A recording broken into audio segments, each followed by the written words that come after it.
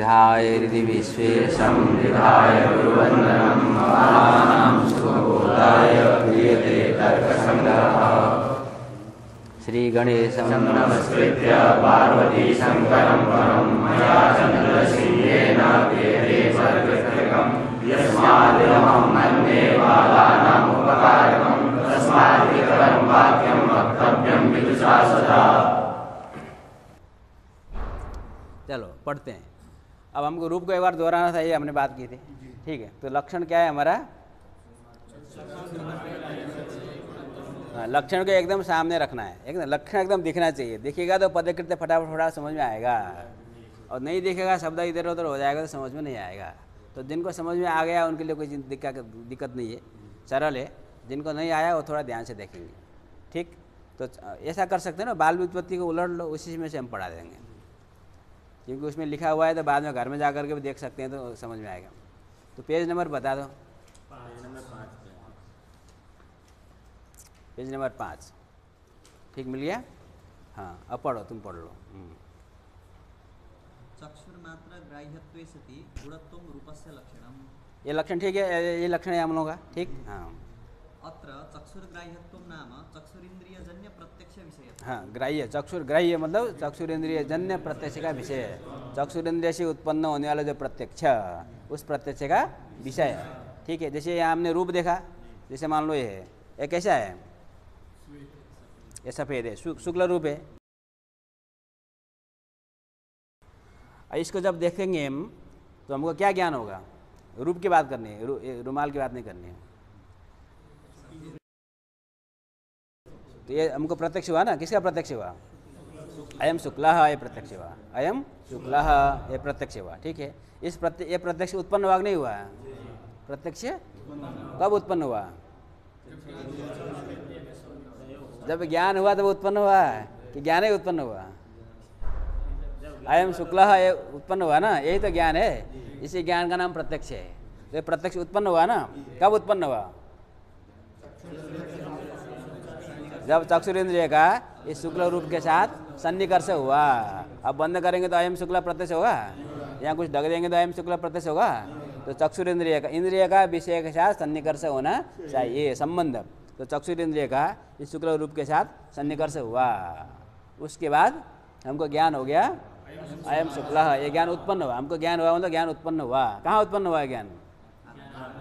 आत्मा में उत्पन्न हुआ। अयम शुक्ल ज्ञान उत्पन्न हुआ, आत्मा में हुआ। तो ये जो ज्ञान उत्पन्न हुआ, तो उसका वो ज्ञान किससे उत्पन्न हुआ? उसका जनक कौन है? चक्षुरेंद्रिय है, ठीक है ना। चक्षुरेंद्रिय उसका कारण है। तो चक्षुरेंद्रिय से जन्य उत्पन्न होने वाला जो प्रत्यक्ष, कौन सा प्रत्यक्ष हुआ? अयम शुक्लः, ये प्रत्यक्ष, शुक्ल प्रत्यक्ष। उसी तरह से नील प्रत्यक्ष आदि रूप प्रत्यक्ष हो जाएगा, समझ में आया? तो चक्षुरेंद्रिय जन्य प्रत्यक्ष हो गया रूप प्रत्यक्ष। तार से प्रत्यक्ष का विषय कौन हुआ? रूप हुआ। इसीलिए हम कहेंगे रूप चक्षु से ग्राह्य है। तो चक्षु से ग्राह्य होने का अर्थ हुआ चक्षुर्जन्य प्रत्यक्ष का विषय है। हो गया? हाँ, अत्र ग्राह्यत्वम नाम,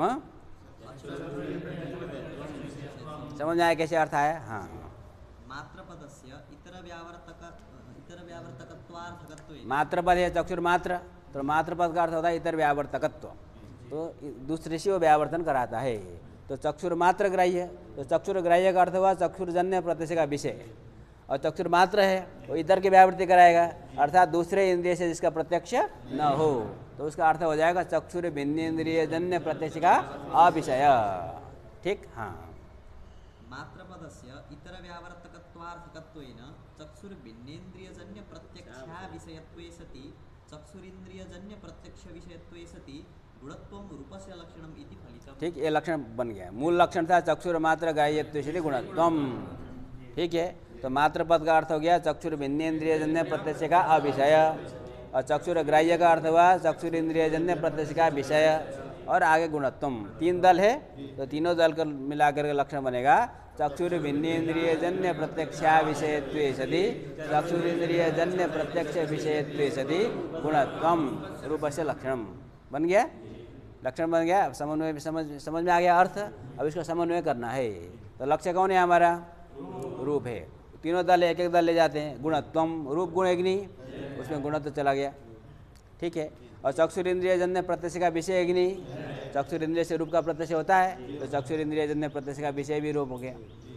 और चक्षुर भिन्न इंद्रिय त्वक इंद्रिय आदि हो गए, त्वक इंद्रिय, घ्राण इंद्रिय, रसन इंद्रिय, उनके द्वारा रूप का प्रत्यक्ष होगा। तो चक्षुर भिन्न इंद्रिय हुआ त्वक इंद्रिय आदि, उससे उत्पन्न होने वाला प्रत्यक्ष क्या है? उससे स्पर्श आदि का प्रत्यक्ष होता है, घ्राण इंद्रिय से गंध का प्रत्यक्ष होता है, रूप का प्रत्यक्ष नहीं होगा। तो प्रत्यक्ष विषय गंध आदि होंगे। चक्षुर भिन्न इंद्रिय जन्य प्रत्यक्ष का विषय गंध आदि होगा, अविषय हुआ कि नहीं हुआ? रूप हो गया। तो चक्षुर भिन्न इंद्रिय जन्य प्रत्यक्ष का अविषय हो गया। ठीक, तो तीनों दल चला गया। समझ में आया? तो चक्षुर भिन्न इंद्रिय जन्य प्रत्यक्ष अविषयत्वम, चक्षुर इंद्रिय जन्य प्रत्यक्ष विषयत्वम और गुणत्वम, तीनों दल रूप में चला गया, तो लक्षण समन्वय हो गया। ठीक, हाँ। चक्षुरिंद्रिय जन्य प्रत्यक्षम इदम रूपम इत्यादि आकारकम प्रत्यक्ष। ठीक है, चक्षुर इंद्रिय से जन्य प्रत्यक्ष कौन हुआ? इदम रूपम, अयम शुक्लः, अयम नीला इत्यादि प्रत्यक्ष। ठीक, रूपे च चक्षुर्भिन्नेन्द्रिय जन्य प्रत्यक्षा विषयत्वस्य चक्षुरिंद्रिय जन्य प्रत्यक्ष विषयत्वस्य गुणत्वस्य च विद्यमानत्वात् लक्षण समन्वयः। समझ में किया हमने? व्याख्या अब इसमें ना व्याख्या करने की जरूरत नहीं, स्पष्ट है। ठीक, हाँ। तीनों दल चला गया तो समन्वय हो गया। अब समन्वय करने के बाद क्या करना है?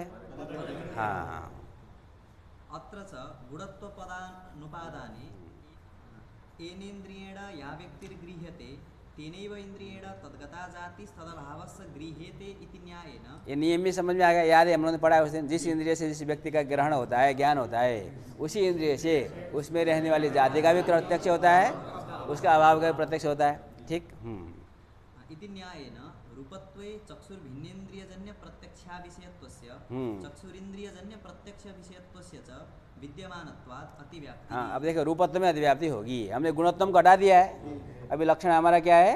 चक्षुर्भिन्नेन्द्रिय जन्य प्रत्यक्षा विषयत्वे सति चक्षुरिंद्रिय जन्य प्रत्यक्ष विषयत्वम रूपस्य लक्षण। इतने लक्षण है हमारा।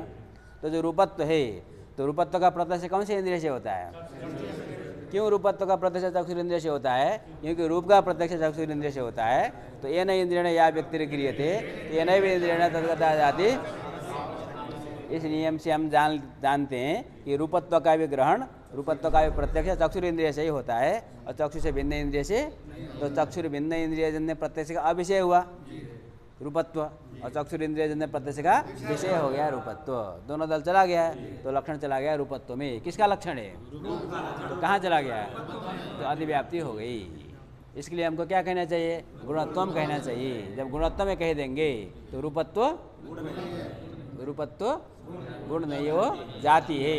उसमें जातित्व तो रहेगा, उसमें गुणत्व नहीं रहेगा, तो अधिव्याप्ति नहीं होगी। ठीक, अतः गुणत्व पदोपादानम। हाँ, तदुपादानी च जब गुणत्व में कह देंगे तो तदुपादानी च रूपत्वे गुणत्वाभावान नाति व्याप्ति। ठीक है, रूपत्व में गुणत्व नहीं है, रूपत्व गुण नहीं है, इसका मतलब है ना। हाँ, चक्षुरिंद्रिय जन्य एक पद करते हो गया। अब दूसरा, चक्षुरिंद्रिय जन्य प्रत्यक्ष विषयत्वे सति गुणत्वम इत्येव उक्तौ। क्या हटाया? मात्र पद हटाया। हाँ, मात्र पद हटाया, यही है ना। चक्षुर भिन्न इंद्रिय जन्य प्रत्यक्षा विषय तुम, मतलब मात्र पद हमने हटाया।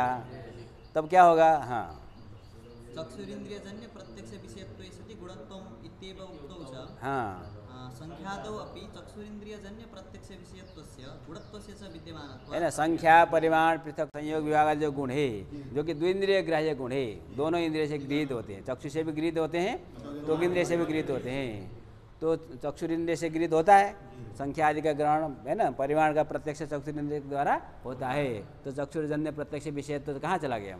संख्या आदि में चला गया। वो गुण भी है, गुणत्व भी चला गया, तो अधिव्याप्ति हो गई।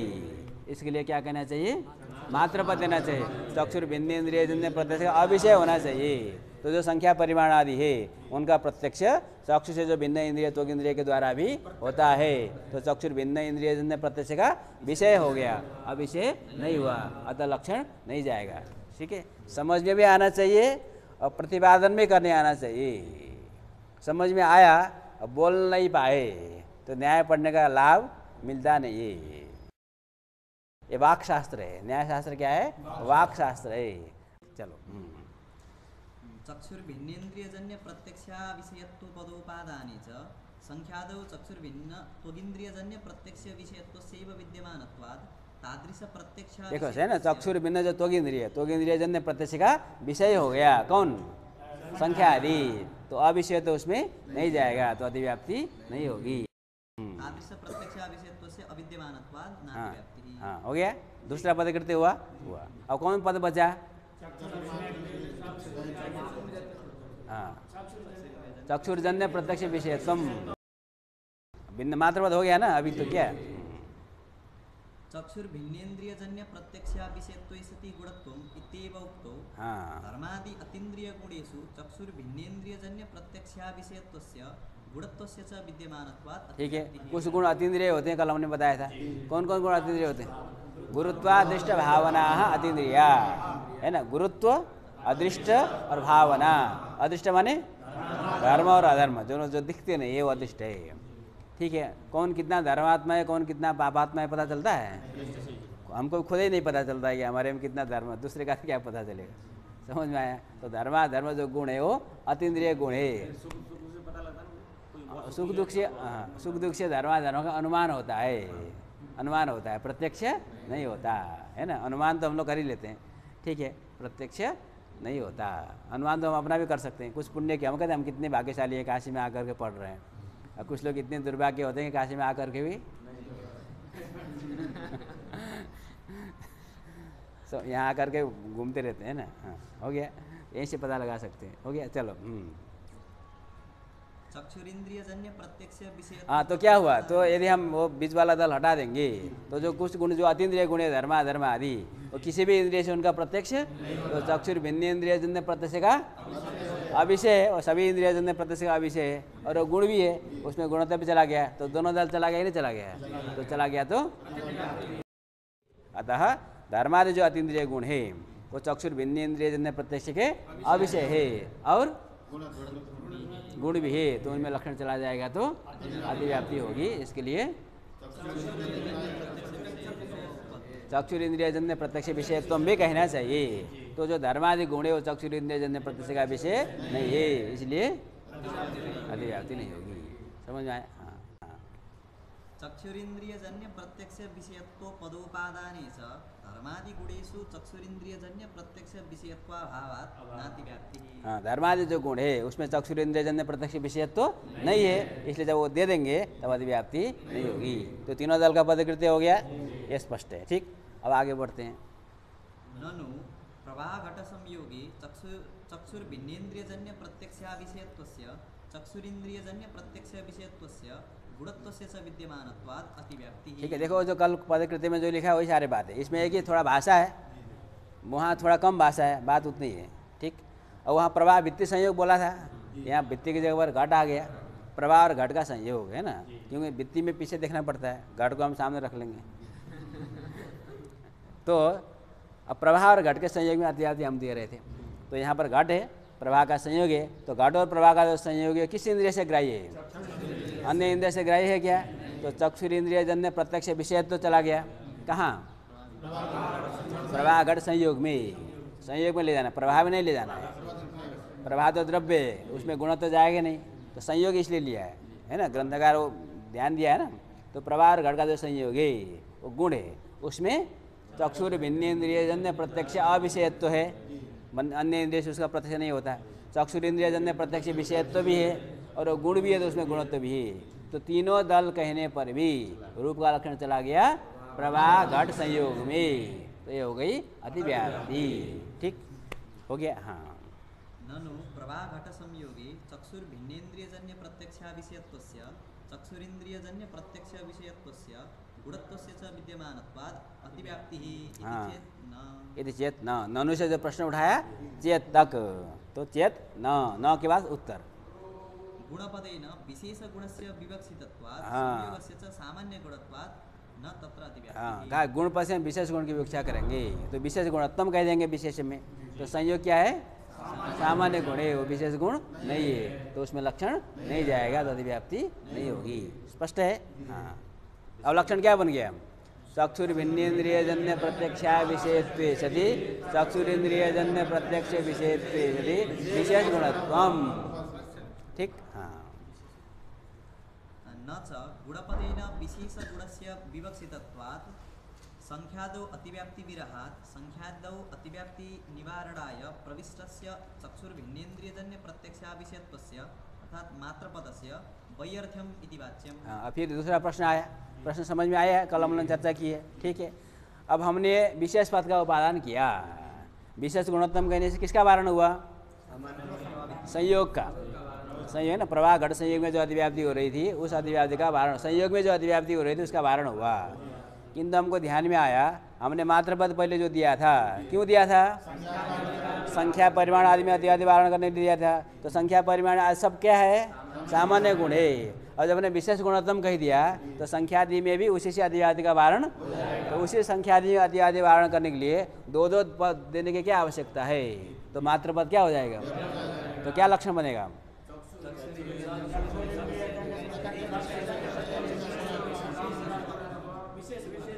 चक्षुरेन्द्रिय जन्य प्रत्यक्ष विषयत्व यदि विशेष गुणत्वम, इतना लक्षण बना देंगे। तो जो प्रथम दल है, जो मात्रपद का अर्थ है, उसको देने की क्या आवश्यकता है? ये हो गया प्रश्न, ठीक। तो इसका उत्तर मालूम ही है, इतना ही कहेंगे तो क्या होगा?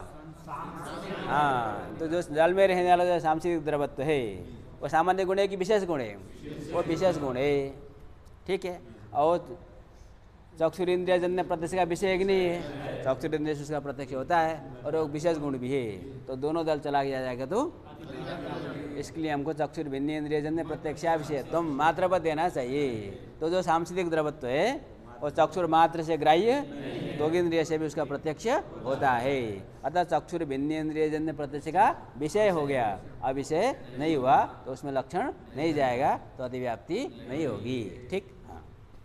मात्रपदस्य वैयर्थ्यम इति वाच्यम न च वाच्यम। हाँ, इति न। हाँ, चक्षुरिन्द्रियजन्य प्रत्यक्ष विषयत्वे सति विशेष गुणत्व मात्रस्य लक्षणत्वे हाँ, जलमात्र वृत्ति सांसिद्धिक द्रवत्वे अतिव्याप्ति ही, ठीक। हाँ, तत्र चक्षुरिन्द्रियजन्य प्रत्यक्ष विषयत्वस्य विशेष गुणत्वस्य च विद्यमान, ठीक है। दोनों दल चला जाएगा तो अतिव्याप्ति होगी।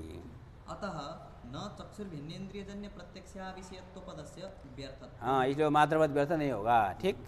तदुपादाने च सांसिद्धिक द्रवत्वे चक्षुर्भिन्न त्वगिन्द्रियजन्य प्रत्यक्ष विषयत्वस्यैव विद्यमानत्वात् हाँ, न अतिव्याप्ति, ठीक है। तो जो सांसिधिक द्रवत्व है चक्षुर्भिन्न त्वगिन्द्रिय जन्य प्रत्यक्ष का विषय है, अब विषय नहीं है, इसलिए उसमें लक्षण नहीं जाएगा, तो अतिव्याप्ति नहीं होगी, ठीक। स्पष्ट है। ननु तथापि परमाणु रूपे चक्षुरिन्द्रियजन्य प्रत्यक्ष विषयत्वस्य विरहाद् अव्याप्ति इति चेत्, उसके बाद अब क्या करना है? अब अव्याप्ति देनी है, अव्याप्ति देनी है। कहाँ पर? परमाणु के रूप में। पृथ्वी के परमाणु में जो रूप है, जल के परमाणु रूप है, तेज के परमाणु रूप है, उन रूप का प्रत्यक्ष चक्षुरेन्द्रिय के द्वारा नहीं होता। तो चक्षुरेन्द्रिय जन्य प्रत्यक्ष विषय तो उसमें जाएगा नहीं जाएगा, तो एक दल नहीं जाएगा, बाकी दो दल भले चला जाएगा, लेकिन लक्षण नहीं जाएगा, तो अव्याप्ति होगी। अभी तक अधिव्याप्ति हो रही थी, लक्ष्य में लक्षण जा रहा था, अब जो लक्ष्य है उसी में लक्षण नहीं जा रहा है, तो अव्याप्ति हो गई अव्याप्ति। हाँ, अत्रोच्यते चक्षुर्भिन्नेन्द्रियजन्य प्रत्यक्षा विषय चक्षुरिन्द्रियजन्य प्रत्यक्ष विषय जातिमत्वे सति गुणत्वम रूपस्य लक्षण। हाँ, अब ऐसा लक्षण बनाएंगे, ठीक है। इसको कहते हैं जाति घटित लक्षण। क्या कहते हैं? जाति घटित लक्षण। ऐसा लक्षण उसके पेट में जाति आ गया। देखो, जो अंदर प्रविष्ट होता है उसको हम कहते हैं घटक, और जो समूह होता है उसको हम कहते हैं घटित। तो लक्षण के अंदर, लक्षण में घटक हो गया जाति, घटक हो गया जाति, और लक्षण क्या है? जाति से घटित हो गया, इसलिए हम कहेंगे इसको जाति घटित लक्षण बनाएंगे। तो न्याय में एक सरल उपाय है, कहीं भी ज़्यादा समस्या आती है तो हम क्या कर लेते हैं? जाति को पकड़ लेते हैं, क्योंकि जाति एकदम मजबूत खंभा, इधर उधर गिलता नहीं हो। समझ आया? तो जाति घटित लक्षण बनाने पर बहुत सी समस्याओं का समाधान हो जाता है। अब हम कहेंगे कि ये जो हमने जो विशेषण दिया था चक्षुर मात्र ग्राह्यत्वम, ये हम पहले किस में विशेषण देते थे? रूप में। रूप को कैसा होना चाहिए? चक्षुर मात्र से ग्राह्य होना चाहिए। अब कहेंगे अब रूप को नहीं पकड़ेंगे, अब हम रूप में रहने वाले जाति को पकड़ेंगे, ठीक। तो चक्षुर मात्र ग्राह्य जो जाति, ठीक है, तारी जाति मत्वम, ऐसा लक्षण बनाएंगे। समझ में आया? तो देखो, लक्षण छोटा बनाओगे तो जाति मत्व से गुणत्वम, ऐसा लक्षण है। क्या है? अब जाति तो बहुत सी है, कौन सी जाति का? चक्षुर्भिन्नेन्द्रिय जन्य प्रत्यक्ष विषय और चक्षुरेन्द्रिय जन्य प्रत्यक्ष विषय जाति, वो जाति का विशेषण हो गया।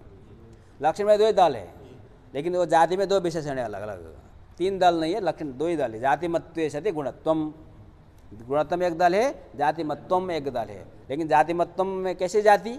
तो चक्षुर्भिन्नेन्द्रियजन्य प्रत्यक्षा विषय, चक्षुरेन्द्रियजन्य प्रत्यक्ष विषया जाति, तार जातिमत्व से गुणत्वम। अब हमको ध्यान देना जाति में, हमको जाति लेनी ऐसी जाति हो जो चक्षुर्भिन्नेन्द्रियजन्य प्रत्यक्ष का अविषय हो, मतलब चक्षुर्भिन्नेन्द्रिय से अग्राह्य हो और चक्षुरेन्द्रिय से ग्राह्य हो, चक्षुरेन्द्रियजन्य प्रत्यक्ष का विषय हो। ऐसी जाति कौन मिलेगी? रूपत्व जाति मिलेगी। रूपत्व जाति का प्रत्यक्ष चक्षुरेन्द्रिय से होता है, अन्य इंद्रिय से। तो चक्षुर्भिन्नेन्द्रियजन्य प्रत्यक्षा विषय अथच चक्षुरेन्द्रियजन्य प्रत्यक्ष विषया जाति, ये हो गई रूपत्व जाति। तारस जाति मत तो कहाँ जाएगा? तारस जाति मत कौन है? रूप। जाति मत तो कहाँ जाएगा? रूप में जाएगा। रूप का लक्षण है ना, चला गया पहला दल, और उसमें गुण है कि नहीं, उसमें गुणत्व भी चला गया, तो लक्षण समन्वय हो गया लक्षण समन्वय। अत्रोच्यते चक्षुर्भिन्नेन्द्रियजन्य प्रत्यक्षा विषय चक्षुरिन्द्रियजन्य प्रत्यक्ष विषय जातिमत्वे सति गुणत्वं रूपस्य लक्षणमिति। अत्र च चक्षुर्भिन्नेन्द्रियजन्य प्रत्यक्षा विषया अथ च चक्षुरिन्द्रियजन्य प्रत्यक्ष विषया जातिः रूपत्व जातिः। ठीक है, समन्वय हो रहा है। ऐसी जाति कौन है? रूपत्व जाति है। तादृश जातिमत्वस्य परमाणु रूपेपि विद्यमानत्वात् लक्षण समन्वय। हाँ, अब हमको जो अव्याप्ति हो रही थी उसका वारण करना है। तो चक्षुर्भिन्नेन्द्रियजन्य प्रत्यक्षा विषय, चक्षुरेन्द्रियजन्य प्रत्यक्ष विषय जाति हो गई रूपत्व जाति। और रूपत्व जाति कहाँ है? सभी रूप में है। ऐसा कोई रूप नहीं है जिसमें रूपत्व जाति न रहे, वो दिखे या न दिखे, सब में रूपत्व तो विद्यमान है। तो तारे जाति मत तो कहाँ चला गया? रूप में चला गया। उसमें गुणत्व भी है, तो परमाणु के रूप में भी चला जाएगा, तो अव्याप्ति नहीं होगी। ठीक। अत्र च संयोगत्व जाते चक्षुर्भिन्न त्वगिन्द्रियजन्य प्रत्यक्ष विषयत्वात् चक्षुर्भिन्नेन्द्रियजन्य प्रत्यक्षा विषय चक्षुरिन्द्रियजन्य प्रत्यक्ष विषय जातिपदेन संयोगत्व जातिर्ग्रहणा संभवान् न प्रभाघट संयोगे अतिव्याप्तिः इति विशेष पदम न उपादेय। अब कहते हैं, देखो अभी हमने लक्षण क्या बनाया? चक्षुर्भिन्नेन्द्रियजन्य प्रत्यक्षा विषय, चक्षुरिन्द्रियजन्य प्रत्यक्ष विषय जाति मत्वे सति गुणत्वम। अभी हमको याद आया, अभी तो थोड़ी देर पहले हमने विशेष पद दिया था, अभी तो आपने वहाँ गायब कर दिया उसको, समझ में आया? तो विशेष पद क्यों दिया था? प्रवाह घट के संयोग में अतिव्याप्ति हो रही थी। ठीक है, अब हम कहते हैं कि देखो, अब हमने जब जाति घटी लक्षण बना दिया तो प्रवाह घट संयोग में अतिव्याप्ति तो जब नहीं होगी तो उसके लिए हमको विशेष पद देने की कोई आवश्यकता नहीं है, ये हमको समझना है। ठीक है, कैसे नहीं होगी अतिव्याप्ति? अब हम सीधा लक्ष्य में लक्षण नहीं ले जाते, पहले हम जाति को पकड़ते हैं, फिर हम लक्ष्य में ले जाते हैं। जैसे रूप में लक्षण ले जाना हो तो जाति से कौन सी जाति पकड़ में आनी चाहिए? और रूपत्व जाति मत्तम रूप में चला जाएगा। उसी प्रकार से यदि आप प्रवाह घट संयोग में लक्षण ले जाना चाहते हो तो जाति से कौन सी जाति पकड़ में आनी चाहिए? संयोगत जाति पकड़ में आनी चाहिए, और संयोगत जाति में दोनों विषय घटने चाहिए। चक्षुर्भिन्नेन्द्रियजन्य प्रत्यक्ष का अविषय और चक्षुरेन्द्रियजन्य प्रत्यक्ष का विषय संयोगत्व जाति का होना चाहिए, लेकिन ऐसी स्थिति नहीं है। संयोगत्व जाति का प्रत्यक्ष चक्षुरेन्द्रिय से भी होता है, त्वगिन्द्रिय से भी होता है। ठीक है, अभी मान लो ये हाथ और पट का संयोग हो रहा है, ये दिख रहा है कि नहीं दिख रहा है? अभी छुएंगे तो पता चलेगा नहीं पता चलेगा? तो पट और हस्त का जो संयोग है, अथवा घट और पट, दो, एक घट एक पट है। ठीक है, तो घट और पट का जो संयोग है उसका प्रत्यक्ष चक्षुरेन्द्रिय से भी होता है, त्वगिन्द्रिय से भी होता है। तो उसमें रहने वाले जो जाति है संयोगत्व जाति, उसका प्रत्यक्ष भी चक्षुरेन्द्रिय से भी होता है और त्वगिन्द्रिय से भी होता है। तो संयोगत्व जाति चक्षुर्मात्र ग्राह्य जाति नहीं है। देखो, संयोग भिन्न भिन्न है। प्रवाह घट संयोग का प्रत्यक्ष केवल चक्षुरेन्द्रिय से होता है, त्वगिन्द्रिय से नहीं होता। और घट और पट का संयोग दोनों इंद्रिय से होता है। अब ये संयोग तो भिन्न भिन्न है, किंतु प्रवाह घट संयोग में रहने वाली जो संयोगत्व जाति है और घट और पट के संयोग में रहने वाली जो संयोगत्व जाति है वो एक ही है कि अलग अलग है? एक ही है ना, दो तो नहीं है। इसलिए भले प्रवाह घट संयोग का प्रत्यक्ष केवल चक्षुरेन्द्रिय से होता है, किंतु प्रवाह घट संयोग में रहने वाला जो संयोगत्व है उसका प्रत्यक्ष केवल चक्षुरेन्द्रिय से होता है, ऐसी बात नहीं है। उसका प्रत्यक्ष तो त्वगिन्द्रिय से भी होता है, क्योंकि त्वगिन्द्रिय से जब घट और पट का संयोग का प्रत्यक्ष होगा वो त्वगिन्द्रिय के द्वारा संयोगत्व का प्रत्यक्ष हो जाएगा। और घट पट के संयोग में रहने वाला संयोगत्व और प्रवाह घट संयोग में रहने वाला संयोगत्व एक ही है, वो दो अलग अलग नहीं है। बात समझ में आई? तो चक्षुर्भिन्नेन्द्रियजन्य प्रत्यक्ष का अविषय और चक्षुरेन्द्रियजन्य प्रत्यक्ष का विषय जाति, संयोगत्व जाति मिलेगी नहीं मिलेगी? नहीं मिलेगी। संयोगत जाति का प्रत्यक्ष तो चक्षुरेंद्रिय चक्षुर्भिन्न त्वगिंद्रिय से भी होता है, अतः संयोगत जाति को हम ले नहीं सकते, तो तारिश जाति मत तो कहाँ जाएगा, तो अतिव्याप्ति नहीं होगी। वो रूपत्व जाति हमको मिलेगी, तारिश जाति मत तो रूप में ही जाएगा। तो प्रवाह घट संयोग में अतिव्याप्ति हो ही नहीं रही, वहाँ लक्षण ही नहीं जा रहा है, अतः उसको वारण करने के लिए जो हमने विशेष पद दिया था उसकी कोई आवश्यकता अभी नहीं है। पहले उसकी आवश्यकता थी, अभी उसकी आवश्यकता नहीं है। ठीक, उसको पढ़ो दोहरा।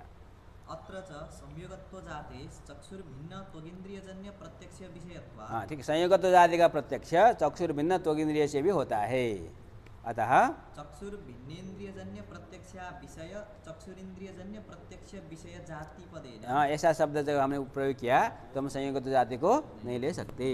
जाति पदेन संयोगत्व जातिर ग्रहणा संभवात् हाँ, न प्रवाहघट संयोगे अतिव्याप्ति। तो प्रवाह घट संयोग में अतिव्याप्ति, वहाँ लक्षण जाएगा ही नहीं तो अतिव्याप्ति होगी नहीं, तो उसके लिए हमको विशेष पद की आवश्यकता नहीं है। विशेष पदम नोपादेयम एव।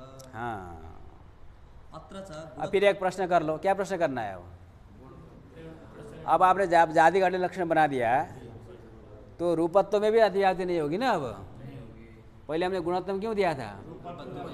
अब चक्षुर्भिन्नेन्द्रियजन्य प्रत्यक्ष का अविषय चक्षुरिंद्रियजन्य प्रत्यक्ष विषय जाति कौन जाति हुई? और तारिश जाति मत तो कहाँ है? रूप में है। रूपत्व में तो लक्षण, रूपाभाव में तो लक्षण, तो गुणत्व कहने की क्या आवश्यकता है? अब उसकी भी तो आवश्यकता, जैसे विशेष पद की आवश्यकता नहीं है, अब गुणत्व इसकी भी तो आवश्यकता नहीं है। ये प्रश्न बनाना है, समझ में आया? तो इसका उत्तर क्या है? यदि हम गुणत्व नहीं कहेंगे तो क्या होगा? सुवर्ण में अतिव्याप्ति होगी, है ना। प्रतिगत्यकार ने त्रिणुक में अतिव्याप्ति कहा है, हम लोग सुवर्ण में अतिव्याप्ति कहेंगे। ठीक, पढ़ो। अत्र च गुणत्व पदानुपादानि चक्षुर्भिन्नेन्द्रियजन्य प्रत्यक्षा विषया अथ च चक्षुरिंद्रियजन्य प्रत्यक्ष विषया जाति सुवर्णत्व जाति। हाँ ठीक है, वो प्रश्न करके यहाँ सीधा समाधान मिल गया। यदि हम गुणत्व नहीं कहेंगे तो सुवर्ण में रहने वाले जो सुवर्णत्व जाति है उसका प्रत्यक्ष किससे होता है? केवल चक्षुरिंद्रिय से होता है, त्वगिंद्रिय के द्वारा। तो चक्षुर्भिन्न जो त्वगिंद्रिय आदि है तजन्य प्रत्यक्ष का अविषय, और चक्षुरिंद्रियजन्य प्रत्यक्ष का विषय जो जाति, वो कौन जाति हो गई? सुवर्णत्व जाति, रजतत्व जाति। सोना चांदी ये सब दिखकर पता चलेगा, वो भी पार की होना चाहिए, है ना। लेकिन त्वगिंद्रिय से तो उनका प्रत्यक्ष होने वाला नहीं है। तो सुवर्णत्व जाति मिल जाएगी तारिश जाति, और जाति मत तो कहाँ चला गया? सुवर्ण में चला जाएगा तो अतिव्याप्ति होगी, पुनः अतिव्याप्ति होगी। अतः उस अतिव्याप्ति को वारण करने के लिए हमको गुणत्वम ऐसा तो कहीं नहीं चाहिए। और जब गुणत्वम कहेंगे तो सुवर्ण में तो क्या है? द्रव्यत्व है। सोना चांदी सब द्रव्य है, वो सब गुण तो है नहीं, तो उनमें द्रव्यत्व रहेगा, गुणत्व नहीं रहेगा, तो अतिव्याप्ति नहीं होगी। ठीक।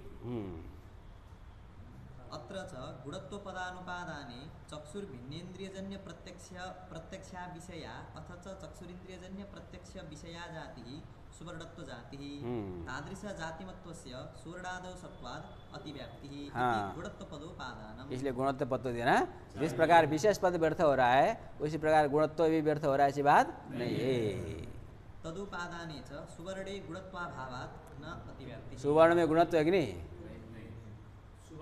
सुवर्ण में गुणत्व है कि नहीं? क्यों? सोना भी तो पीला होता है, उसमें गुण नहीं है? सोना पीला होता है नहीं, तो उसमें रूप नहीं है, रहता है ना। तो सुवर्ण में गुणत्व नहीं रहेगा। उसमें रूप रहेगा, है ना, गुण रहेगा। सुवर्ण में गुण रहता है, गुणत्व नहीं रहता। समझ आए? सीधी तो बात है, कोई बड़ी बात तो है नहीं। सुवर्ण में गुण रहता है, गुणत्व नहीं रहता। गुणत्व केवल गुण में ही रहता है। हो गया? तो अब जो इनको स्पष्ट नहीं हुआ होगा कल, उनको भी रूप का लक्षण स्पष्ट हो गया। तो स्पष्ट होना पर्याप्त नहीं है, हमने समझा दिया। क्या होना चाहिए? बोलने में, जीभ में आनी चाहिए, है ना। कहाँ आनी चाहिए? सतेन गुणिता विद्या। वो जीभ में आती कब है? ये 100 बार पढ़ी जाए, कम से कम वाली बात है ना। 2-4 बार पढ़ा नहीं हुआ, हम तो मूर्ख हैं, हमको आता नहीं, तो फिर तो मूर्ख हो ही है। कम से कम आता कब है?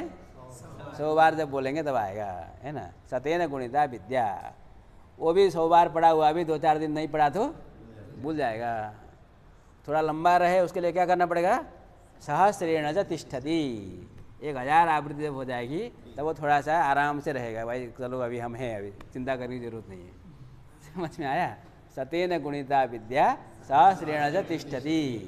हम चाहते हैं अगले जन्म में भी हम विद्वान हो पहले से, ज़्यादा मेहनत ना कर, किसी को फटाफट आ जाता है ना एकदम से, हम लोग कितना मेहनत करते हैं उसको एकदम एक ही बार में आ जाता है, तो इसका मतलब वो रखा हुआ है पुराना, है ना, धूल था तो उसको हटा छंट गया।